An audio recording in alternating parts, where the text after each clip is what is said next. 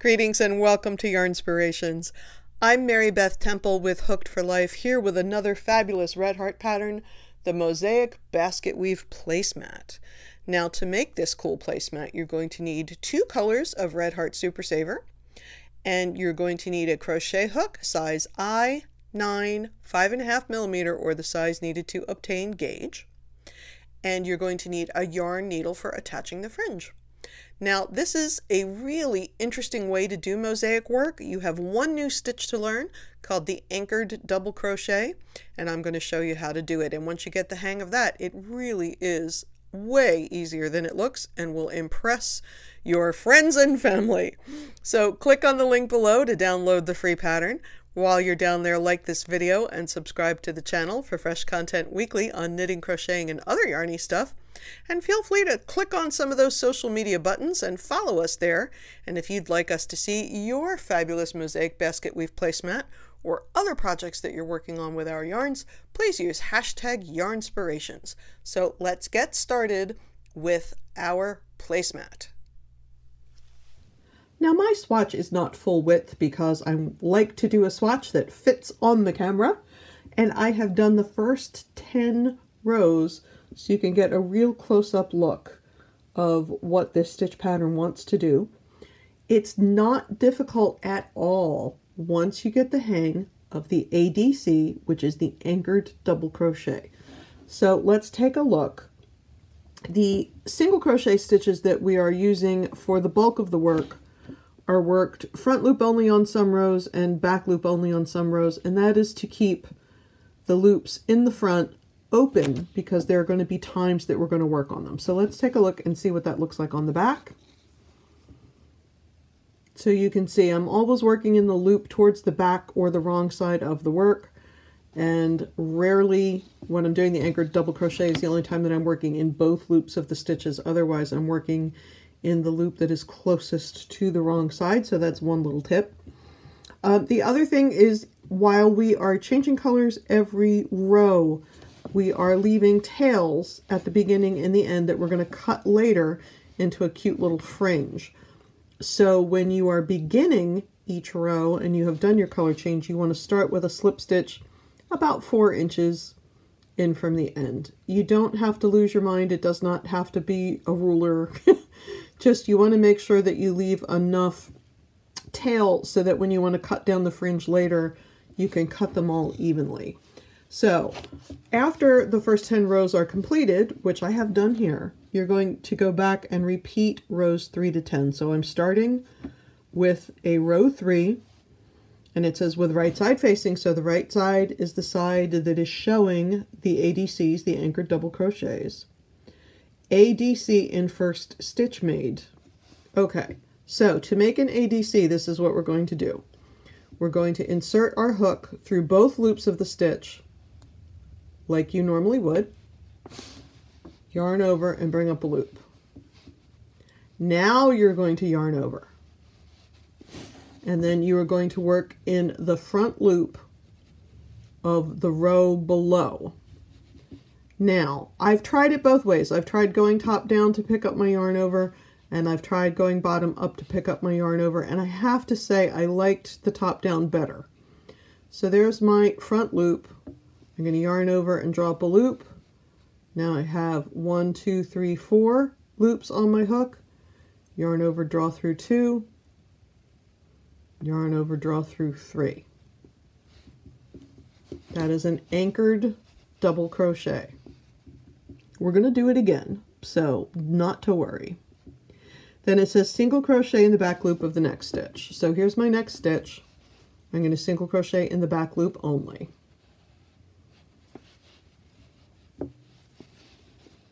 Now it says ADC in next stitch made. So let's take another look at the anchored double crochet.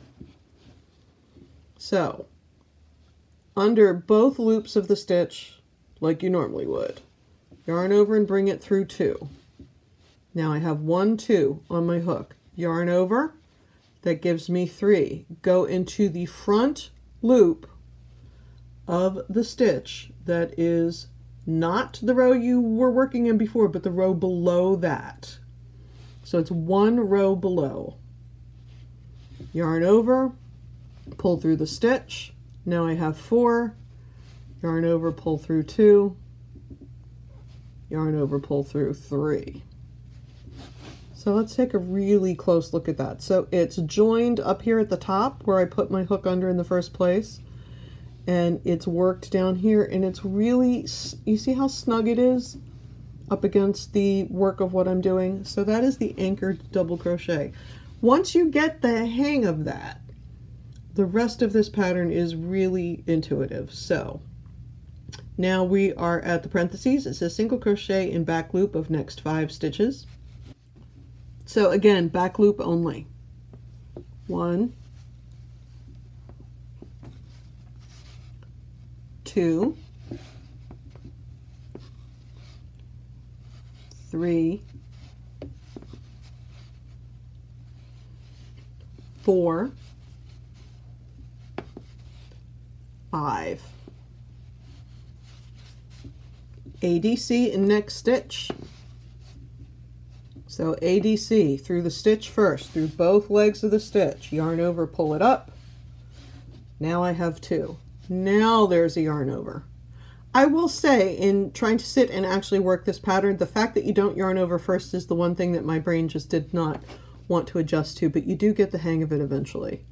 Now, through the front loop of the stitch, 1 row below, draw up that loop. We have 4, 1, 2, 3, 4, yarn over, pull through 2, yarn over, pull through 3, single crochet in the back loop of the next stitch,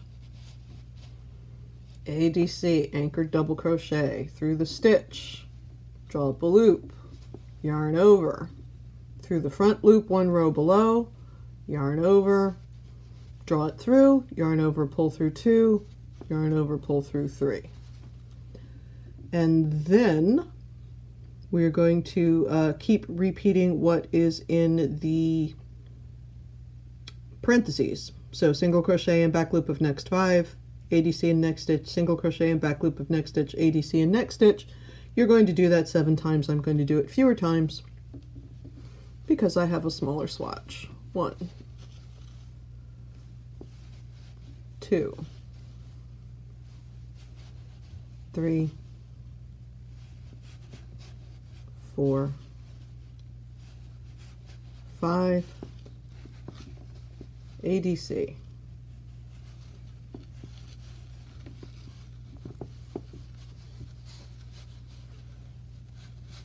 Now, I want to point out a couple of things while we're really kind of looking at this. One is, a lot of times you'll see a mosaic crochet pattern that uses front post stitches instead of the ADC, and then you will have a single crochet behind the post stitch that doesn't have a stitch in it. That doesn't happen here.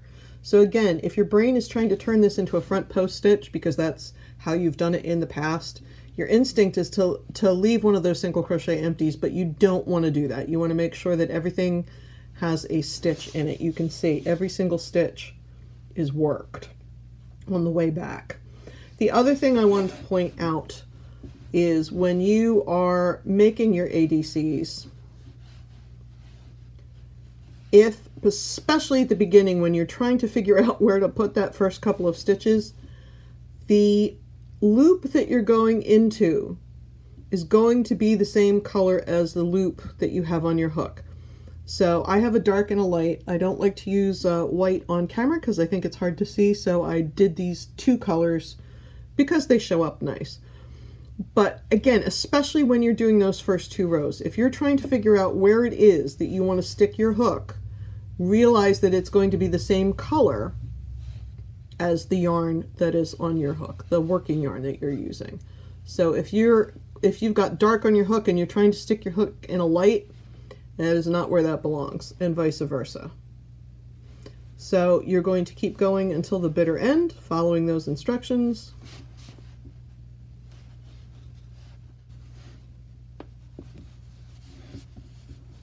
So I have an ADC in my last stitch.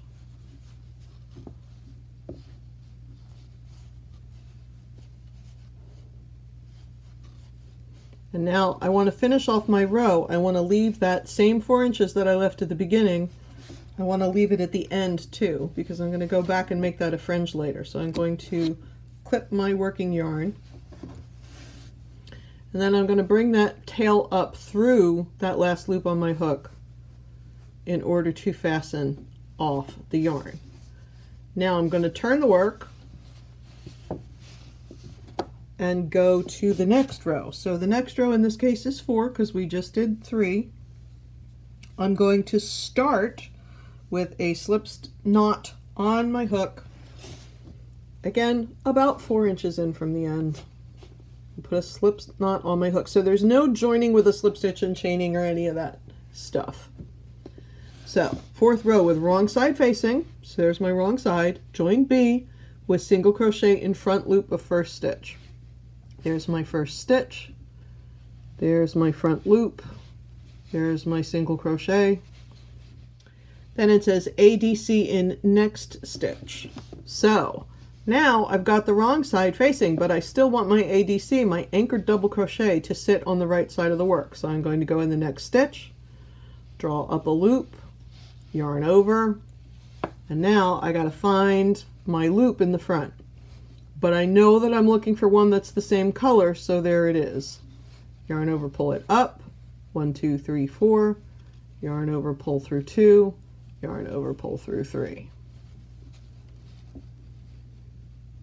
Then it's a single crochet in front loop of next 7 stitches, ADC in next stitch 7 times. So let's just go through that instruction. So single crochet in front loop of next 7. 1, 2, 3, 4,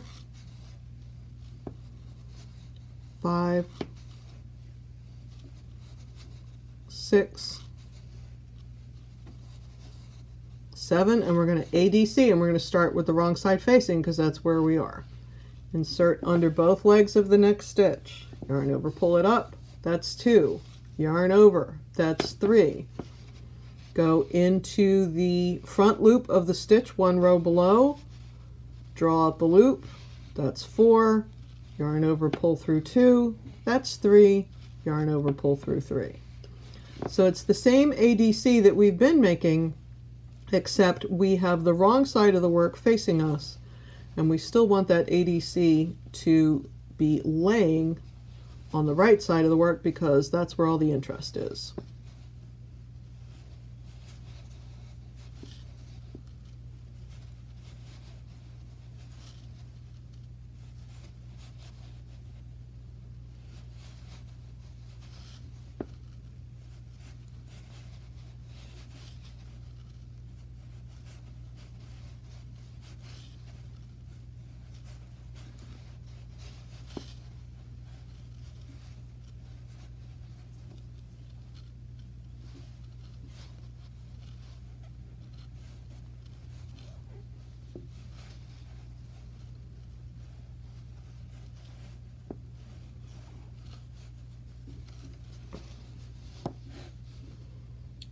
So here we have the wrong side of the work because we're working with wrong side facing, but if we flip over and look at the right side, there's our ADCs anchored in the right place.